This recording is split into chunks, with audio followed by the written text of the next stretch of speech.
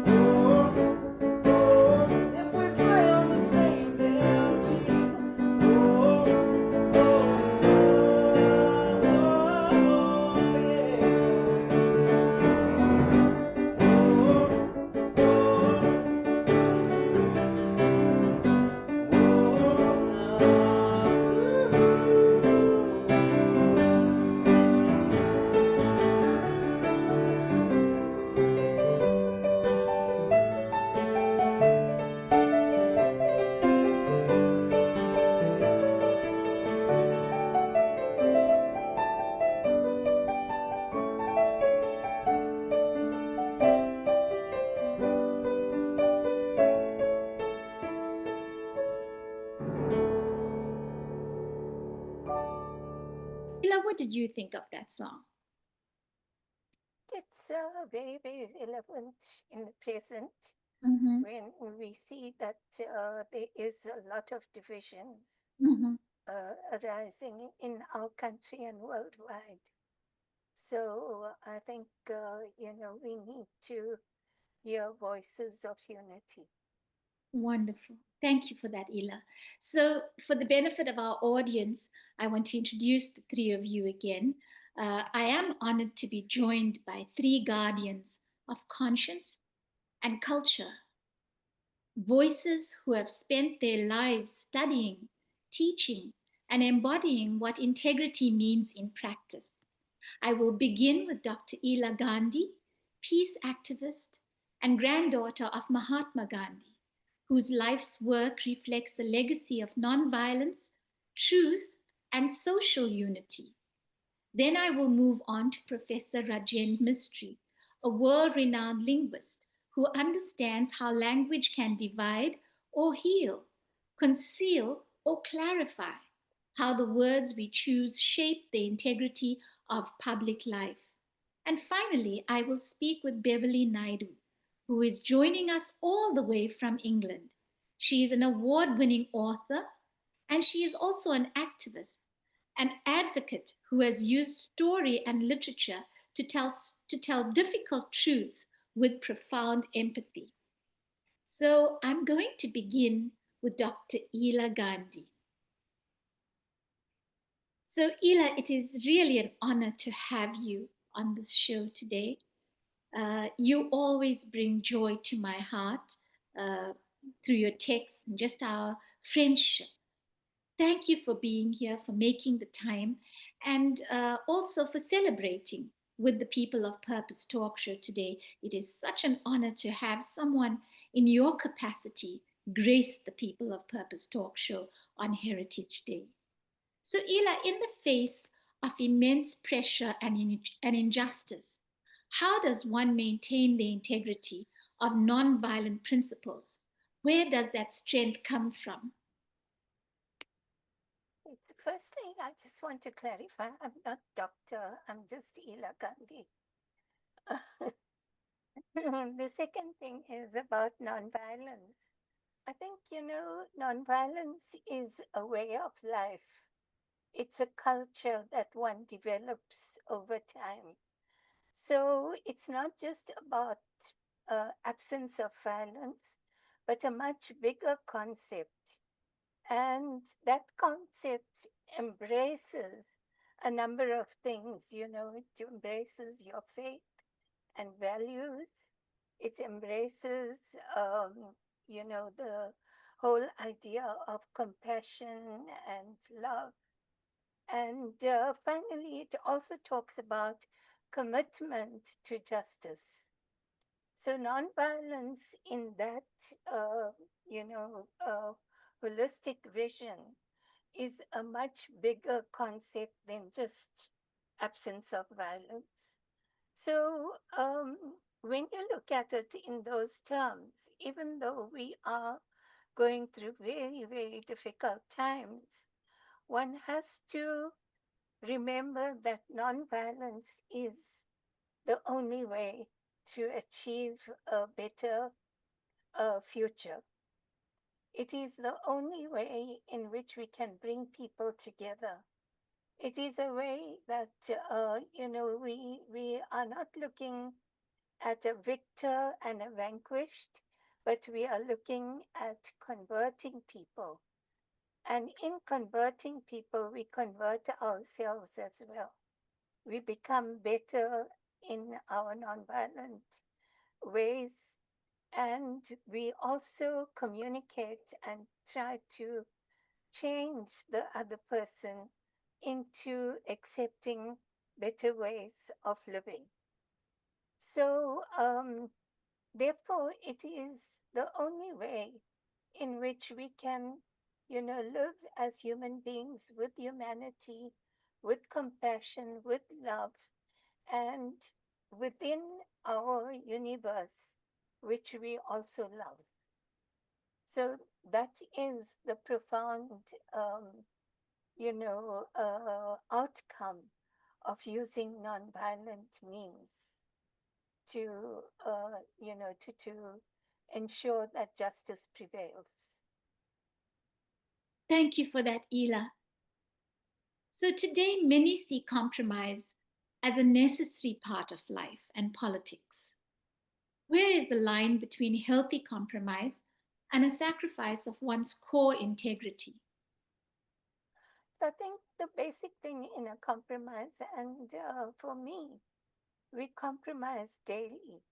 Every time we make our decisions on a daily basis, there is some give and take. In simple decisions throughout life, we are compromising. Um, the essential feature of compromise is that there are certain things on which you can, change. But there are certain things, certain values, basic principles that are there, that are universal principles, and that one should not compromise on. And this applies to every decision making and every person. So, for instance, if you had to decide on how much you are going to spend, for instance, on a particular day, you will always think in my, about values, about if I spend this much, will I have some money left over to do something for somebody else?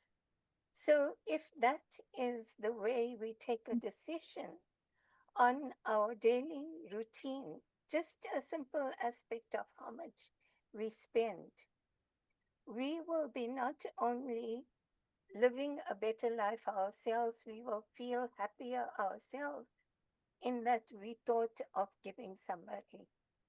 But on the other hand, if you think of, making a decision where you are going to compromise other people's comfort, that, from your decision, other people are going to suffer, then that decision is wrong. So, the basic factor I would say is that instead of being self centered in, looking at making a decision, one should be circumspect about the environment, about other people, about how whatever decision we take affects other people. And therefore, that is the yardstick that I would say people should use when they have to make a decision and where they have to compromise on a decision. The compromise must not affect um, other people's lives, badly in a way that it compromises other people. Thank you, Ela. That was a very honest and, I must say, very heartfelt reflection on the strength of nonviolence and the conscience of compromise. Your words remind us that integrity is indeed a daily practice. Thank you very much. So now we will move on to Professor Rajend Mistry.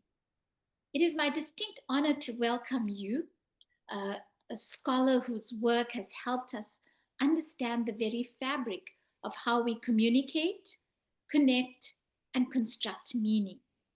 Professor Rajen Mistry, thank you for joining us. We are honored. So, Rajen, language isn't just communication, for it represents culture, identity, and truth. How does linguistic integrity help sustain heritage and foster trust across communities? Okay, thank you for those kind words, Michelle. I want to start by just unpacking the concept of integrity. You did that, in fact, quite uh, appropriately at the beginning, but I think it's worth repeating. I would prefer to call them, as a linguist and a dictionary maker, myself, as integrity, one versus integrity 2.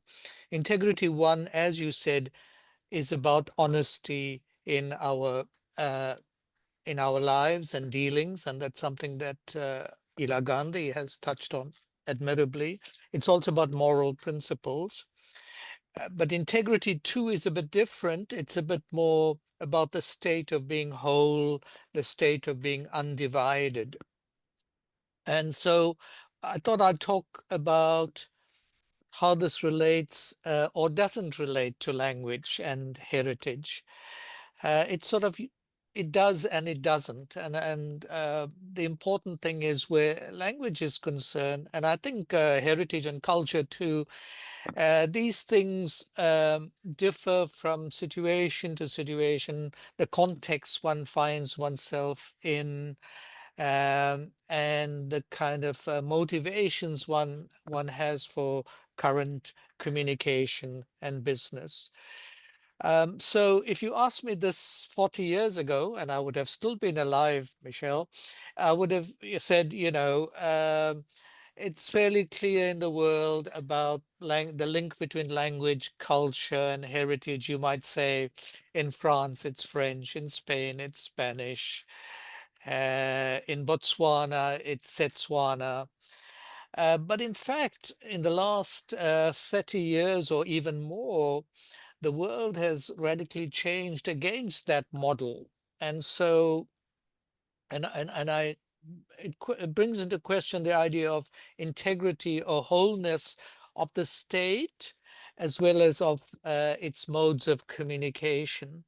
And I think the biggest contribution of linguists to this aspect of our lives has been since about the 80s to stress that language is not monolithic. It's not something that's solid, fixed, unchanging, and something that us imperfect human beings have to aspire to. Rather, we act first, and language kind of expresses uh, our forms of behavior and changes of behavior. And language always, I can tell you as a dictionary maker, always has to play catch up to human practice. So the integrity of language is something of a myth, in fact, but it might be a useful myth.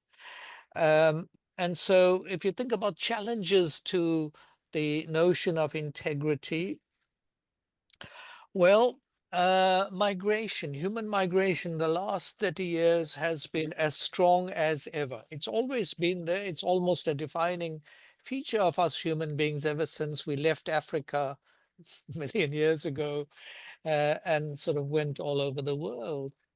And so, indeed, modern migration has seen people everywhere. Linguists say that all languages are everywhere today. Don't think about Chinese as being limited to China. It really is prominent in many parts of the world, even in the Eastern Cape of South Africa.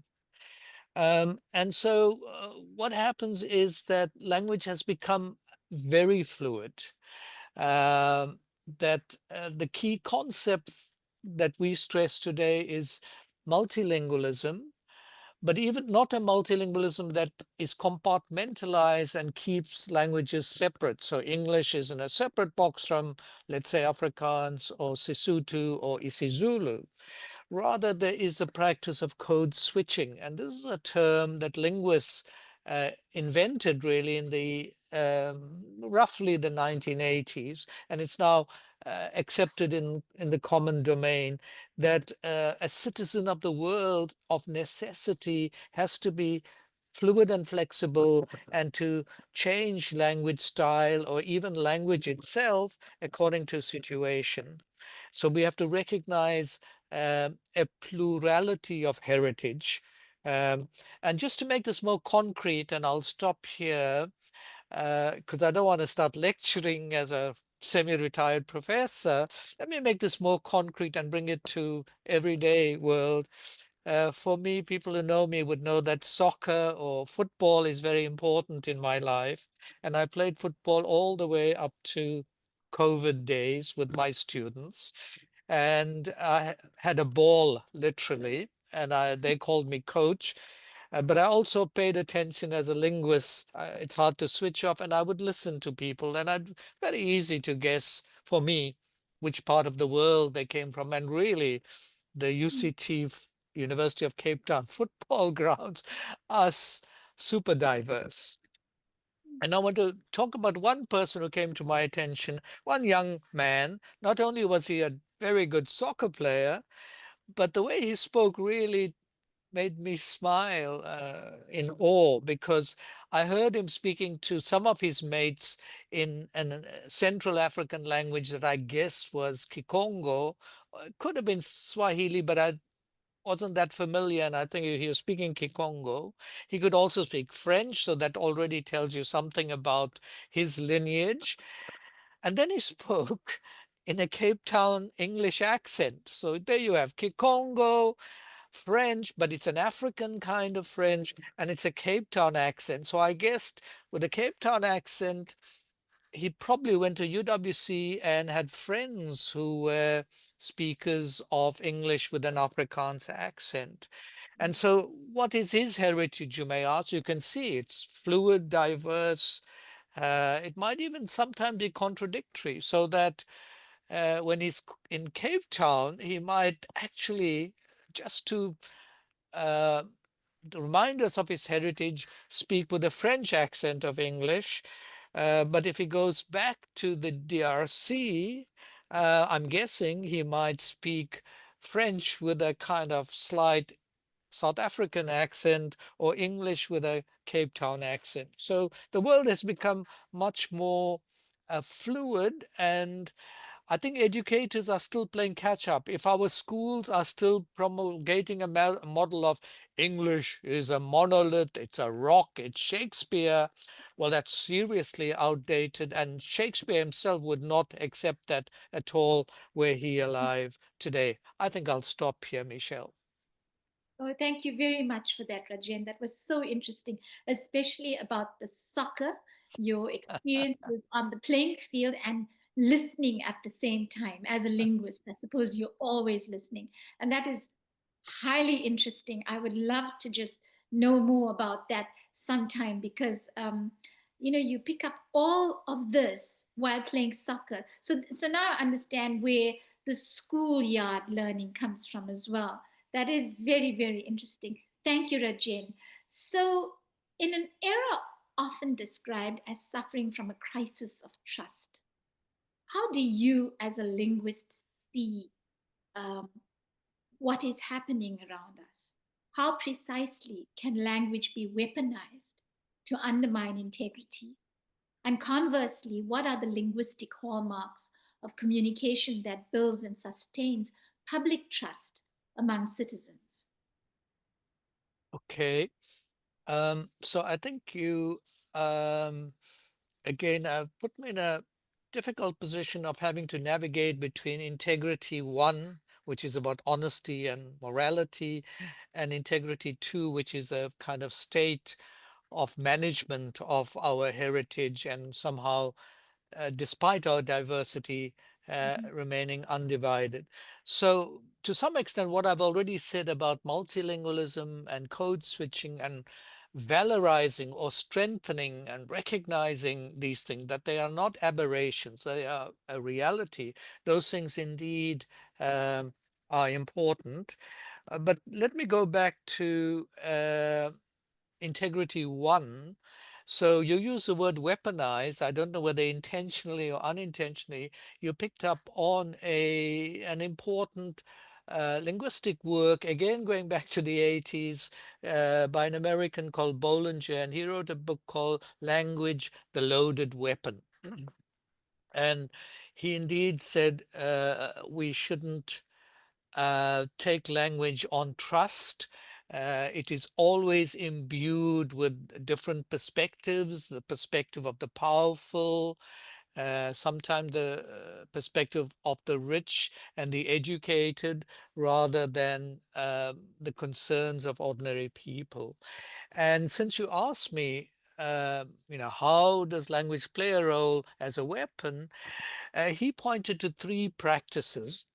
He talked about euphemism. that's a term I think that is well known in the English language. A euphemism is a kind of playing down of particular qualities. In this case, he said, we play down our bad qualities.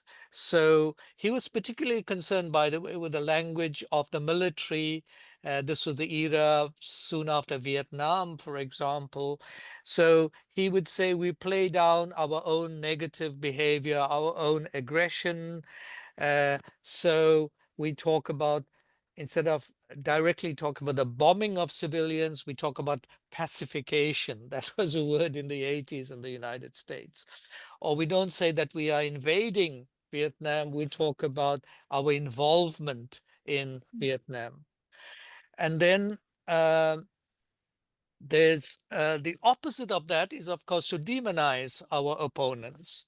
So, who's a freedom fighter and who's a terrorist, right? So the opponents are always terrorists. We, on the other hand, are fighters for freedom.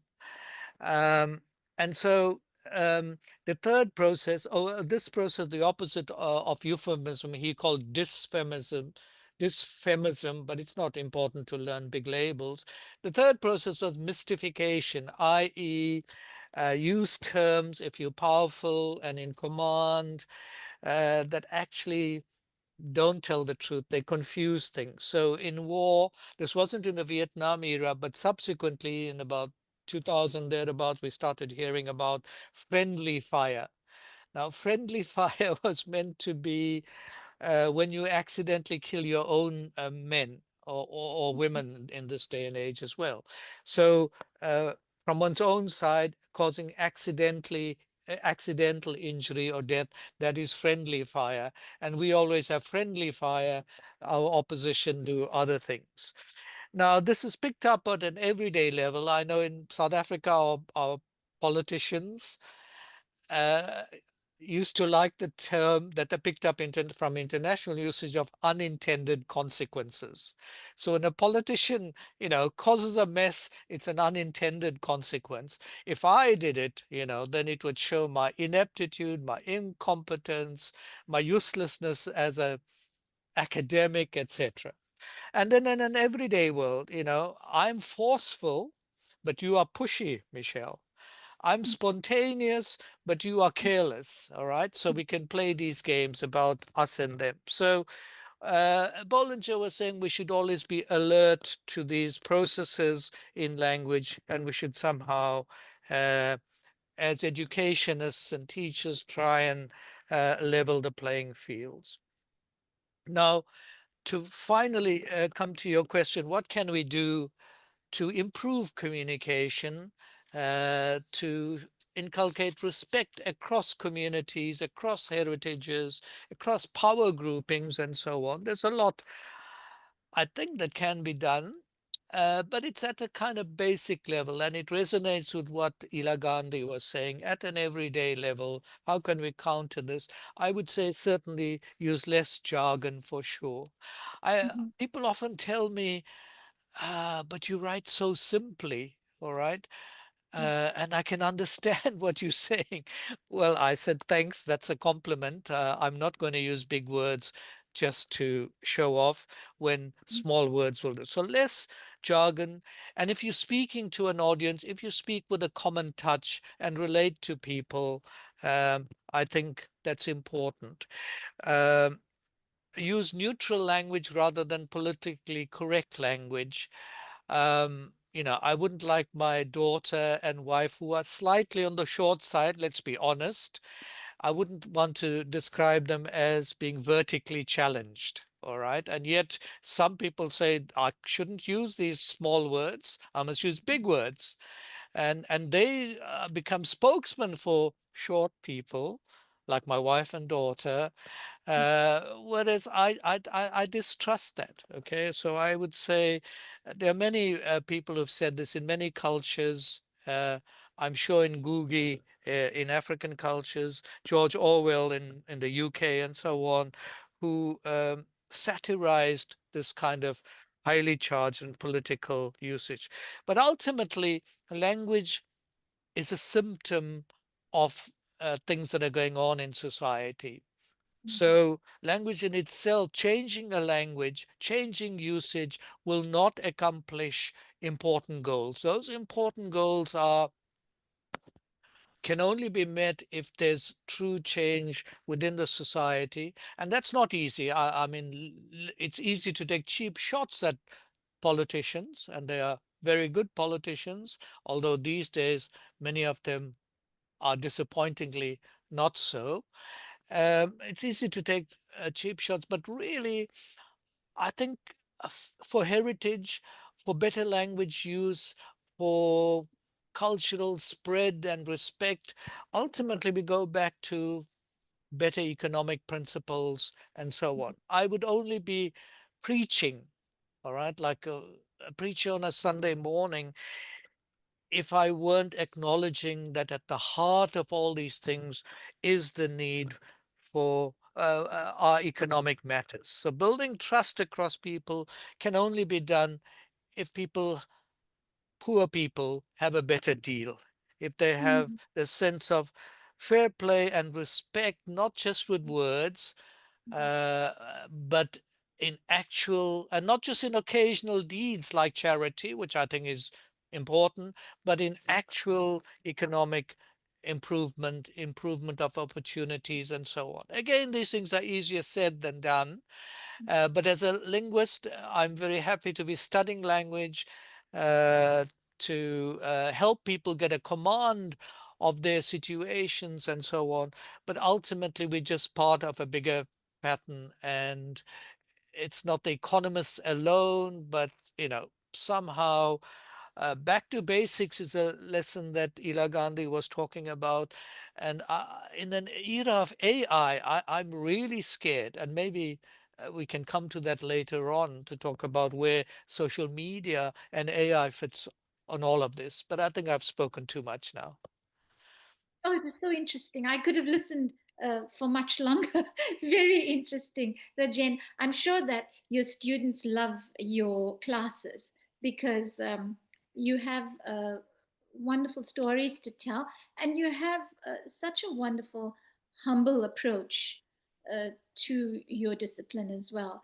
And it's real because we all speak, we all use words, we all come from various places, and well, you finding them for us. You're finding the reasons as to why we speak the way we speak and why we use the words we use. That's very important part of life. So thank you for that, Rajen. And I will come back to you when we do the final question. Thank you so much. And so now I shall move to our next guest, Beverley Naidoo. Beverley, how is Dorset today? Well, we've actually had the sun out. We constantly reminded that clouds are there, but the sun Oh, has been out, and that's been lovely. Yeah, beautiful, beautiful. You're looking wonderful. And did you enjoy our previous guests? indeed. Very, very interesting. Yes, yes. And kind of love the reflection on language because obviously, as a writer, this is what I'm using all the time. And Rajen, when you spoke about speaking simply, that I Yeah. think has been one of the things I have attempted to do. To be able, because I think we can actually talk about very deep matters and important Mm, matters, but we can do it. We don't have to do it in very, very long, convoluted ways always. So, and working, writing for young people, um, essentially passing on stories to them. Yeah, I think if I can write something more simply, I will do it. Yeah, and keeping an ear out for how people say things and those inflections. I loved your story about the young man from possibly the wonderful. DRC Yes, I did as well. and That all was a those wonderful. different inflections. He'd So, make a great Beverly, character, actually. thank you for sharing on that as well. And I want to thank you for sending me this gift all the way Oh, from doing it. Of course, it's available at exclusive books here in South Africa, and you arranged this from England so that I could have a gift of your book. And I promise you, Beverly, I will treasure it. And hopefully, I can bring it to you and you can sign it for me. I'm very honored. Gavin and I are very honored that you sent this book to the both of us. well, a And pleasure. so, Yes, it's kind of my latest. It took a long time in digesting what I needed to, and it relates. It's allegorical, but South Africa is in it, and another city that's been terribly much in the news of late is very much in it, as I reveal in the author's note. Yeah. Thank you for that, Beverly. And I promise I will not only read it, I will share it as well. Thank you. Thank you, So, Michelle. Beverly, Yeah. what role do you believe storytelling and literature play in upholding a nation's integrity, especially in confronting difficult pasts? Well, I think storytelling obviously goes back to the earliest of humankind. I mean, I think we are our stories. We're telling ourselves stories all the time of who we are and who we think we are. And we're putting it out, we're putting it out who we're saying we are. It's not necessarily who we are, but we're narrating our lives all the time. And surely, when we look at the earliest, drawings on caves and these squiggles that appear, yes, this has been part of us. And interestingly, then of course, literature is preservation of that and passing on, going across time, across place, this extraordinary thing that, that I could pick up a book that has perhaps been written, you mentioned Shakespeare, Rajend, and thinking, whoa, I'm going back to him, and how did he get his stories? And, they were global. They were not.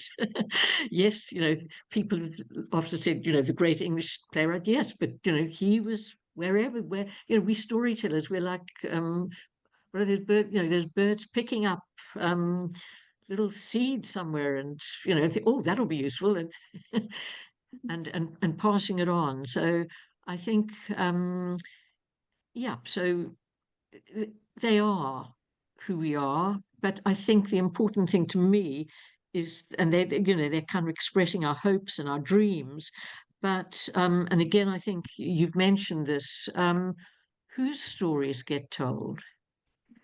I think it's an old African proverb, isn't it, that the lion doesn't tell the zebra's story, or I would say the leopard doesn't tell the rabbit's story.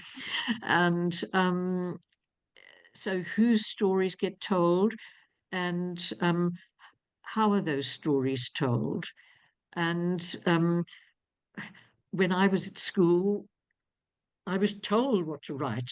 My teachers in my convent school, and I'm sure they thought they were doing the very best for me in part-time conversation. You write this. This is what you need to know. You write it down, and that, that is what Shakespeare's saying. That's what he intended. But of course, you ask a writer, and does a writer necessarily know why they wrote something? We have to constantly question. And I'm hoping my readers will also be constantly questioning and engaging. But I think the difference between us and hopefully the lion and the leopard is that hopefully we can keep alive imagination. Hopefully we can keep alive empathy. And hopefully that enables us to go beyond. I constantly talk about the bubble into which I was born. I'm a European bubble, and somehow I was umbilically connected right from birth in the Queen Victoria Hospital in Joburg to Europe. 6,000 miles away from Buckingham Palace or Windsor Castle or Kensington Palace, wherever Queen Vic had lived. But how to break through that bubble? And I'd have to say 2 books, I've got them here with me, that I think make a point. Tell Freedom, later known as Eski and Pashlele, then when it was written, Ezekiel and Pashlele, banned, I'm pretty sure, because it was 7 Seas coming from East Germany at the time, about his childhood in Marabastad. Whoa!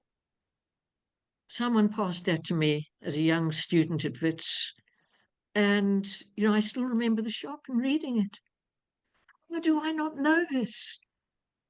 The immediacy, the generosity of a writer taking you in, inviting me into his life in a way that, of course, I couldn't have done in real life. Now that's the literature, isn't it? And then Tell Freedom, Peter Abrams, which had been published in 54. Reading this and been taken into that childhood, I've still got impressions of incidents from this that have stuck with me forever. And what it was to be that young black boy, and what it was to be sworn at, and what it was to be beaten by his uncle because the white farmer had come and said, "You didn't teach him well." And so this to me is the value of literature, that actually it can cross these boundaries.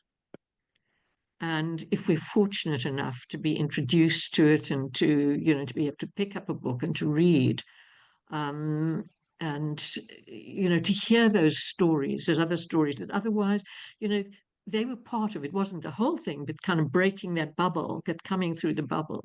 But surely that played an important part in, and I'm, so to me, yeah, writing is, reading is a way of engaging and learning and being part of a wider world.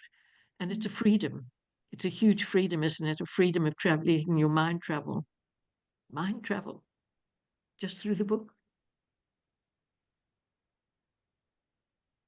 Thank you, Beverley. That was really moving and very insightful as well. A whole different outlook to integrity. Thank you for that. So, for our younger generation navigating a complex and diverse world, what is the integrity you hope they inherit from the stories of our past? Right. Well, I think, the first thing is I want stories. Well, I have to be gripped by them. I have to learn. I have to explore, first of all. And, when I set off to write Journey to Joburg, now which has just celebrated its 40th birthday, amazingly here, here it's published now as a modern, in a classic series. When I was writing Journey to Joburg, I first of all had to take myself on that exploration. I had been the child with two mothers, as most white South African children did, having a second mom who was a black mom. And as the dedication, and not thinking about that total taking for granted of that, and being surrounded by the language that did not actually enable me to recognize her as my second mom. And so when I wrote in memory of two small children who died far away from their mother, and this is the latest, the first earliest edition, I couldn't put it in. I just had to say, and to their ma, Mary, their ma, who worked in Joburg, the white child being brought up to call second mom by a first name. And of course, it was an English name. It wasn't her full name. So in later editions, I was able to, once the book was unbound, able to put, and to Kensa Mary Sabati, their ma, who worked in Joburg. And it then took me, learning to recognize that I was complicit. And that is a word we've been hearing a huge amount of late. Our complicity and our government's complicity in, in situations that are absolutely catastrophic.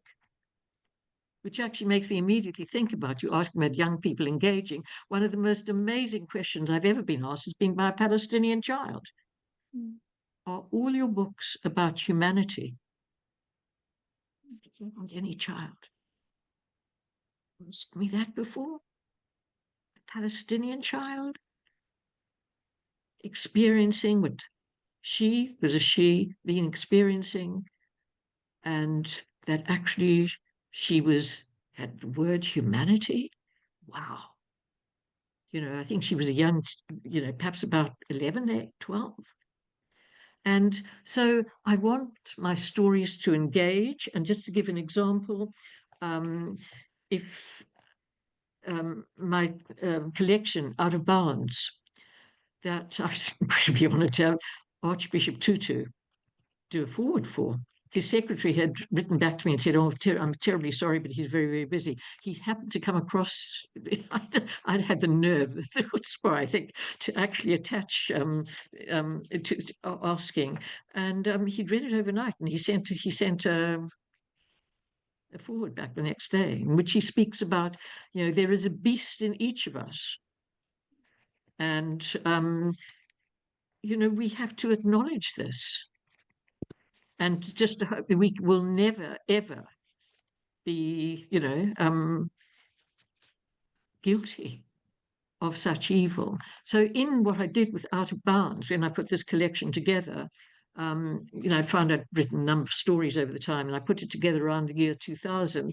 I decided at the back to create a timeline across apartheid, starting from 1948, and where I put, so the Afrikaner nationalists take over the government, and they promised to tighten racism through apartheid laws. And so I'm explaining in a kind of non-fiction way.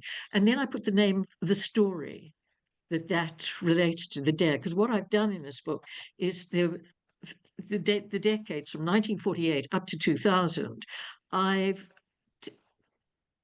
imagined a child, a different child in each case, a child of different background in each case, into a situation that takes place at a key point in that decade that I feel illustrates something to do with the laws of the time. So, for instance, my story, The Noose, begins, and the noose is, here it says, Prohibition of Mixed Marriages Act, and I explain what that is, Population Registration Act, the Group Areas Act. And the story, The Noose, I begin it with the sentence, "The year I turned 10, apartheid gripped me fully by the throat for the first time." And then the story of One Day, Lily, One Day relates to quite a number of things, but the Suppression of Communism Act. So we're now talking, and we're now talking 1950s, and the Abolition of Passes Act, 1952, and One Day, Lily, One Day begins with, when I was 6, when I was 6, policemen snatched Daddy away in the middle of the night. They came to our house with banging, thumping, and shouting. Their flashlights swooped over the garden through the dark. And I hope what first grips the reader is being with that child in that, in that moment in time. And then the typewriter is set in 1976. So here we are in, well, you guess. Here, read this. Give it to your parents. Someone thrust a leaflet into Nundi's hand. She glanced at it, keeping in step with the steady march of school students on their way to the cemetery. Parent workers, do not go to work on Monday.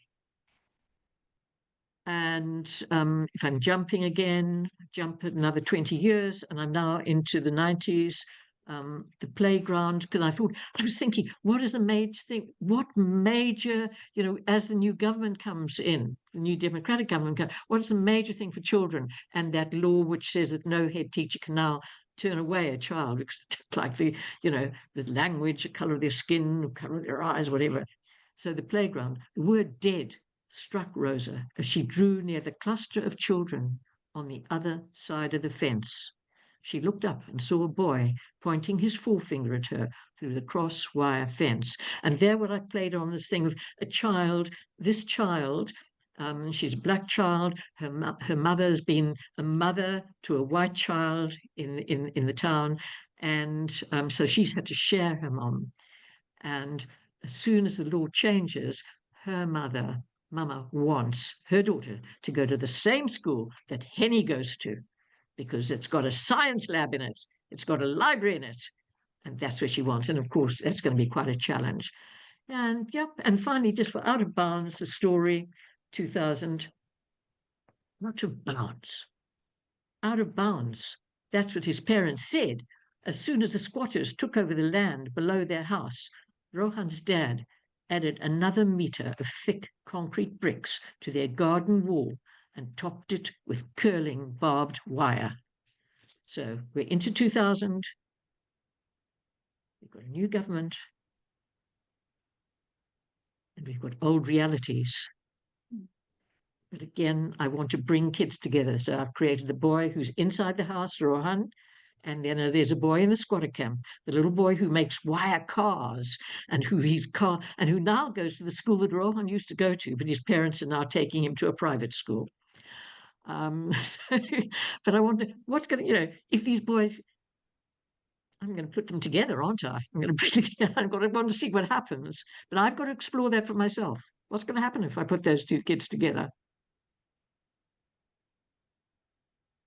Beverley, thank you so much for that. You took us into your world in a very, very moving way, I should say.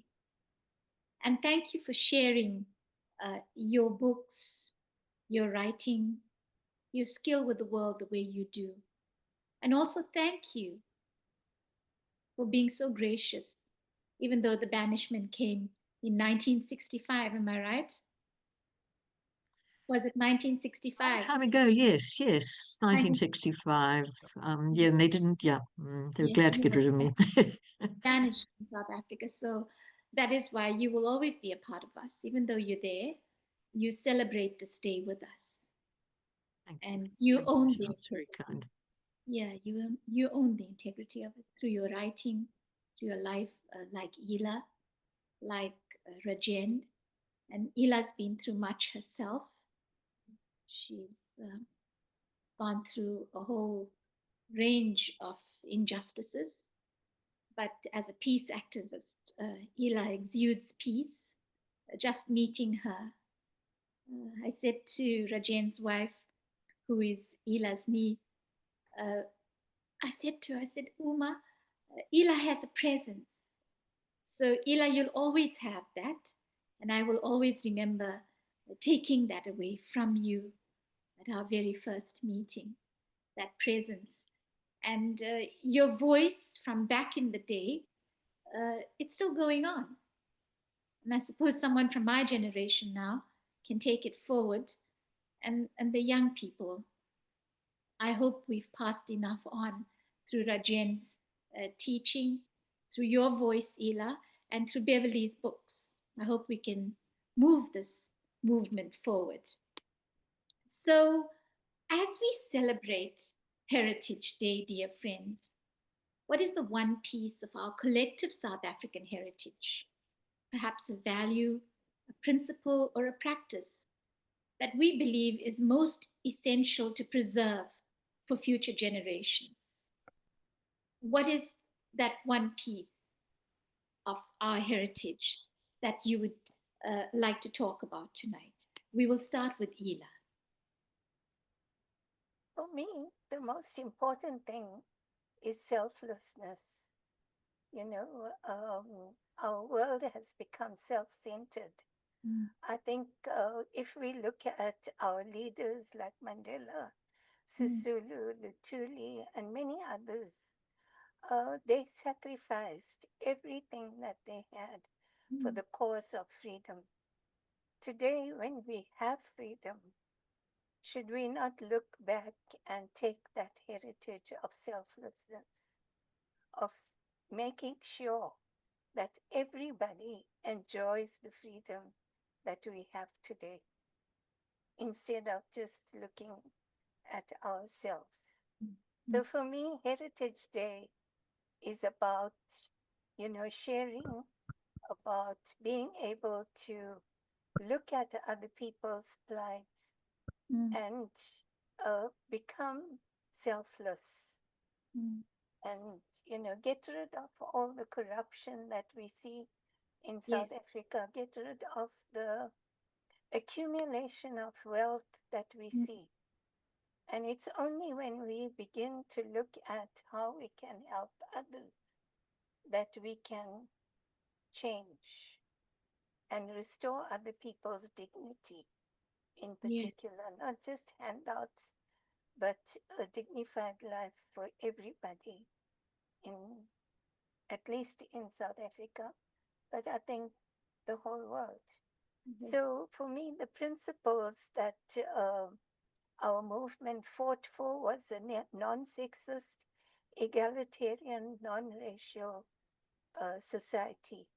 And I Mm. think that that's what we should look forward to, building that. Thank you. Thank you, Ela. It was beautiful. Rajen, you can take the same question. Well, I'm essentially in agreement with Ela Gandhi. Uh, you've put me on the spot for one kind of takeaway concept, but I've got instead a kind of slogan. Not that I'm really like slogans, but sharing, caring, and earning. Mm-hmm. In other words, it's exactly what Ela Gandhi spoke about, without mentioning the African concept of Ubuntu, the kind of concept of humanity and community spirit and sharing. Something of an ideal, as you say, with the present day practices of too many people worldwide and even in our country. Somehow, if we have Ubuntu, sharing, caring, and a kind of economic integrity, without a culture of materialism. And that's Mm. a balance that we're still struggling for. Uh, of course, we have to earn a decent living and live reasonably comfortably. But I think we are hankering for too much, and we want to be too much like the global superstars and so on. So I think we've got a long way to go. But my current gripe is we're letting globalization and its technologies take over our lives. Now, globalization is not entirely new. I mean, this meeting is a success and is being transmitted worldwide because of globalization and its attendant technologies. So I have to acknowledge that. But in the old days, we had telephones and means of somehow getting messages across, etc.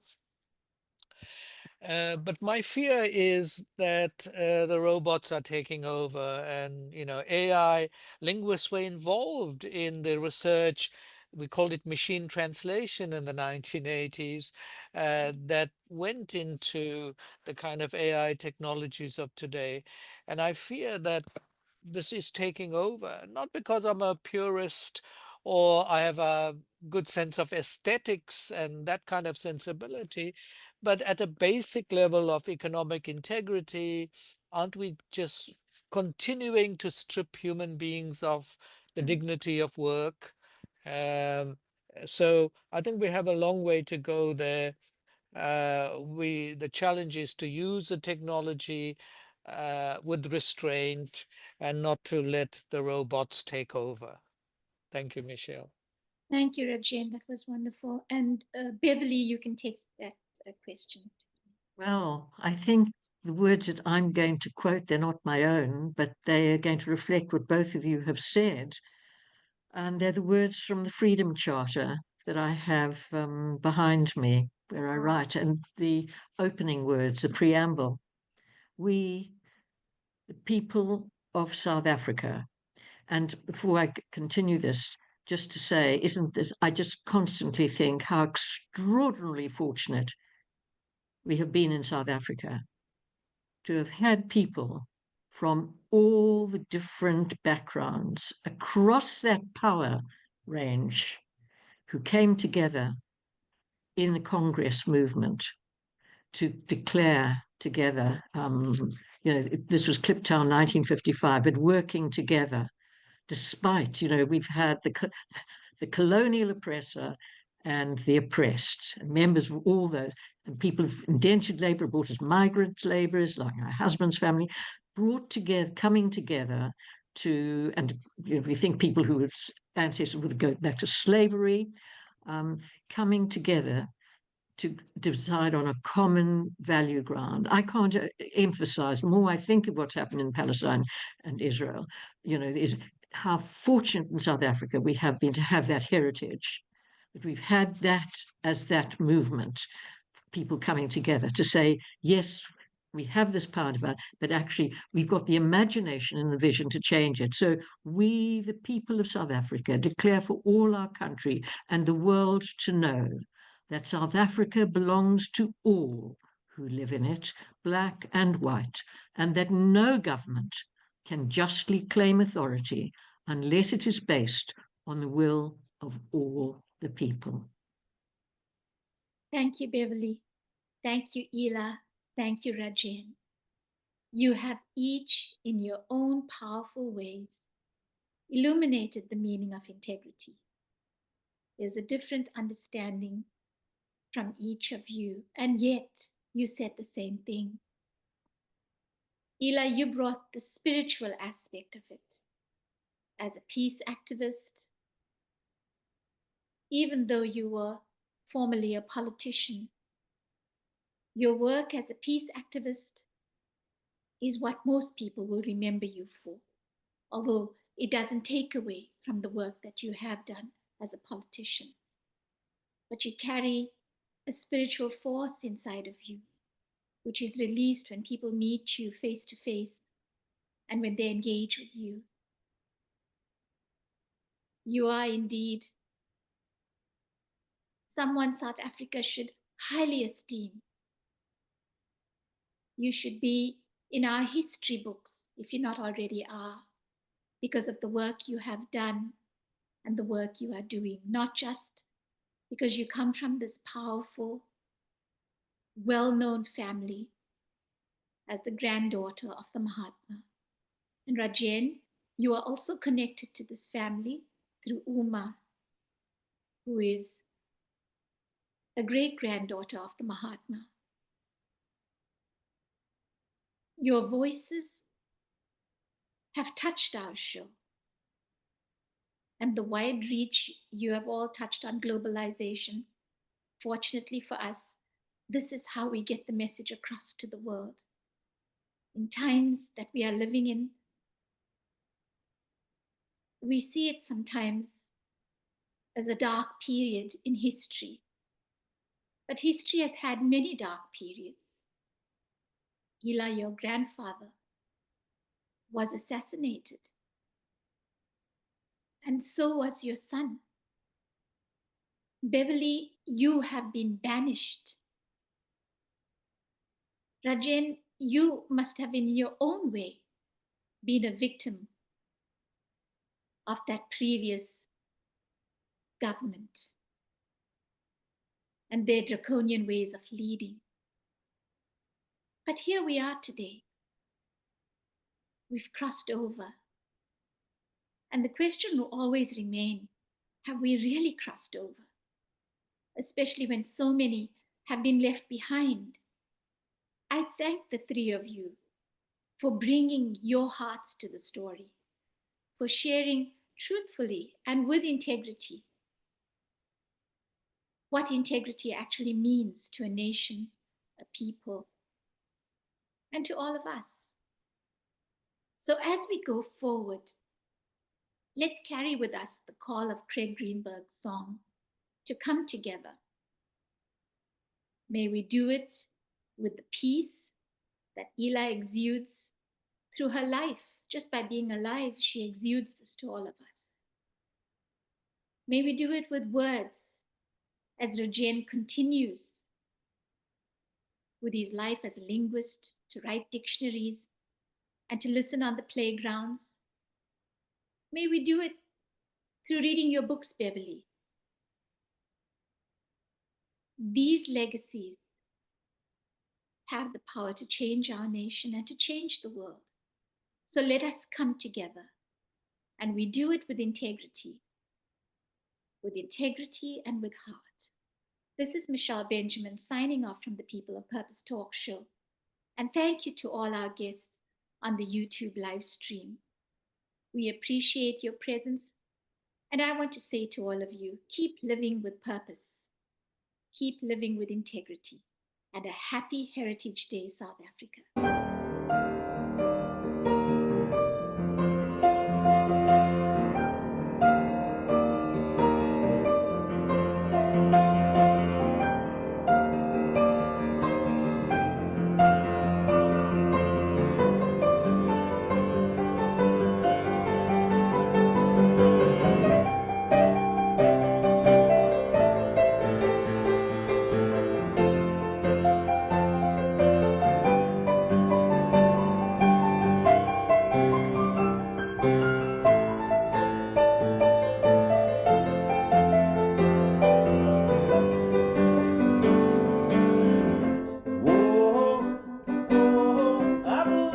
come back from these times.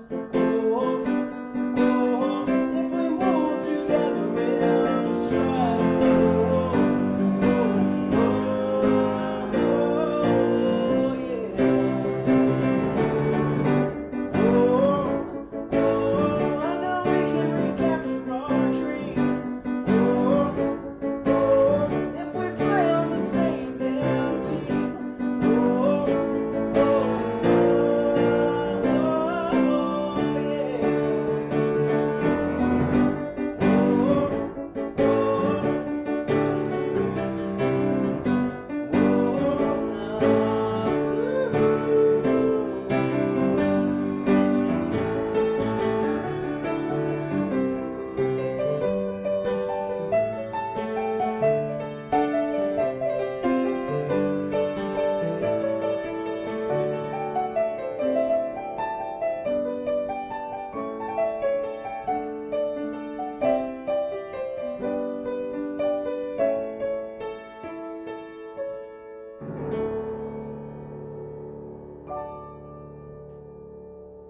Thank you very much.